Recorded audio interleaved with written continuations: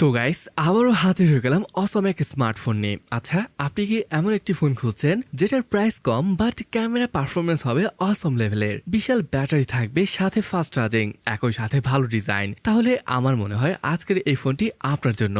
বলছি Oppo Reno 14 Pro এর কথা। এটার স্পেক্স আর দাম জানলে আপনি এমনিতে চিন্তা করতে শুরু করবেন, তাই শেষ পর্যন্ত সাথে থাকার অনুরোধ করছি। তো আর দেরি না করে চলুন শুরু করি আজকের ভিডিওটি। হ্যাঁ, এটাই হলো Oppo Reno 14 Pro। কি চমৎকার লাগছে এটার ডিজাইন। এটার ক্যামেরা মডেলটা দেখেন কতটা ইউনিক মনে হচ্ছে। চার পাঁচটায় সিলভার কালারের রিং বসানো হয়েছে, আর এটার ব্যাক প্যানেলের ডিজাইন দেখে এরকম মনে হচ্ছে যেন কোনো মাছের লেজের অংশ বিশেষ। এটা আলোর উপর নির্ভর করে কালার চেঞ্জ হতে থাকে। ব্যাপারটা দেখতে চমৎকার লাগছে। এই কালারটার নাম মারমেইড। ব্যাক প্যানেলে ভেলভেট গ্লাস ব্যবহার করা হয়েছে, আর ফোনটির থিকনেস অনলি 7.5 মিলিমিটার, যেটা এত বড় একটা ব্যাটারি থাকা সত্ত্বেও বেশ পাতলা করতে পেরেছে। এটা দারুণ ব্যাপার। কিন্তু ফোনটির ওয়েট 201 গ্রামের মতো, আর এই ফোনটিকে প্রোটেকশনের জন্য রয়েছে IP66, IP68 এবং IP69 এর রেটিং। চমৎকার ব্যাপার, মানে আপনি চাইলেই আন্ডার ওয়াটার ফটোগ্রাফি করতে পারবেন। ফোনটির ফ্রেম অ্যালুমিনিয়ামের দ্বারা তৈরি। দেখবেন মোটামুটি সবখানে প্রিমিয়াম ফিল দেওয়া হয়েছে। শুধু এটার ব্যাক প্যানেল নয়,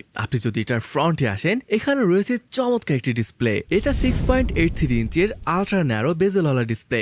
display resolution 1.5K, 1.07 billion colour, মানে ভিভিড কালার ডিসপ্লে পাচ্ছেন। আর আপনার চোখের নিরাপত্তার জন্য ফ্লিকার রিডিউস করতে 3840 হার্জের PWM ডিমিং ব্যবহার করা হয়েছে। এটা লো লাইটে চোখের সুরক্ষা দেবে। 120 হার্জের ফাস্ট রিফ্রেশ রেট রয়েছে।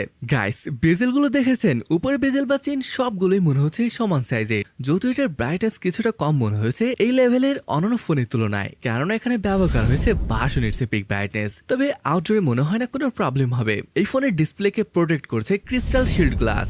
মাল্টিমিডিয়া এক্সপিরিয়েন্স কিন্তু দারুণ হবে, কারণ হলো বড় একটা ডিসপ্লে, সাথে রয়েছে আবার স্টোরেজ স্পিকারের সেটআপ, যার সাউন্ড কোয়ালিটি অসাধারণ ছিল। তাই বলাই যায় ভালো একটা অভিজ্ঞতা নিতে পারবেন এখান থেকে।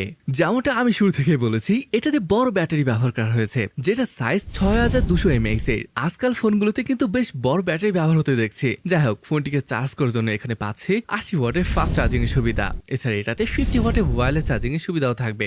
মোট কথা, ব্যাটারি লাইফ আর চার্জিং নিয়ে কোনো চিন্তাই করতে হবে না। সফটওয়্যার নিয়ে বললে এখানে পাবেন ColorOS 15 বেসড অন Android 15। অন্যান্য ফোনের মতো এখানে রয়েছে অসংখ্য AI ফিচার। ফোনটিতে রয়েছে in display fingerprint sensor, face unlock. আসুন এবার এই ফোনের স্পেসিফিকেশনের কথা বলি। এখানে আসলে ব্যবহার করা হয়েছে Dimensity 8450 চিপকে। বেশ কয়েকটা ভ্যারিয়েন্ট রয়েছে ফোনটির। 12256GB, 12512, 16512 এবং হাইয়েস্ট ভ্যারিয়েন্টটি 16GB র্যামের সাথে 1TB স্টোরেজ। যদিও স্টোরেজ অপশন UFS 3.1 ব্যবহার করা হয়েছে। এবার আসুন ফোনটির ক্যামেরা নিয়ে কথা বলি। গাইস, এখানে মোটামুটি 4টি সেন্সর ব্যবহার করা হয়েছে। কিভাবে সেটা বলছি। এটার মেইন সেন্সর হিসেবে ব্যবহার করা হয়েছে 50 মেগাপিক্সেলের সেন্সর, সাথে ওয়াইসের সাপোর্ট। সেকেন্ড সেন্সরটি 50 মেগাপিক্সেলের পেরিস্কোপ টেলিফোটো ক্যামেরা, যেটা দিয়ে 3.5x পর্যন্ত অপটিক্যাল জুম করতে পারবেন, আর সর্বোচ্চ 120x পর্যন্ত জুম করা যাবে। 3 নাম্বার যে সেন্সর রয়েছে, এটা 50 মেগাপিক্সেলের আলট্রা ওয়াইড সেন্সর। মোট কথা সবগুলোই 50 মেগাপিক্সেলের। যেমনটা বললাম, এখানে আরো একটা সেন্সর রয়েছে। এটা এইখানে, এটার নাম কালার টেম্পারেচার সেন্সর। এবার ফ্রন্টে আসি। এখানে যে সেন্সরটি দেখতে পাচ্ছেন, এইটিও 50 মেগাপিক্সেলের সেন্সর। তো বুঝতেই পারছেন অসম লেভেলের ক্যামেরা সেটআপ। ভিডিওগ্রাফি নিয়ে বললে এটার মেইন এবং ফ্রন্ট উভয় ক্যামেরা দিয়ে কিন্তু 4K 60 fps শুট করতে পারবেন। ব্যাপারটা বেশ চমৎকার ছিল। এরকম অসাধারণ একটা ফোনের প্রাইস রাখা হয়েছে প্রায় 60,000 টাকার মতো। যদি সত্যি এরকম প্রাইসে ফোনটি আসে, ব্যাপারটা দারুণ হবে। গাইস, এরকম প্রাইসে এটার ক্যামেরা, ডিসপ্লে ডিজাইন সত্যি ভালো ছিল। তবে আপনার কেমন লাগলো তা জানার জন্য আগ্রহ নিয়ে অপেক্ষা করব। তো ভিডিওটি এখানে শেষ করছি।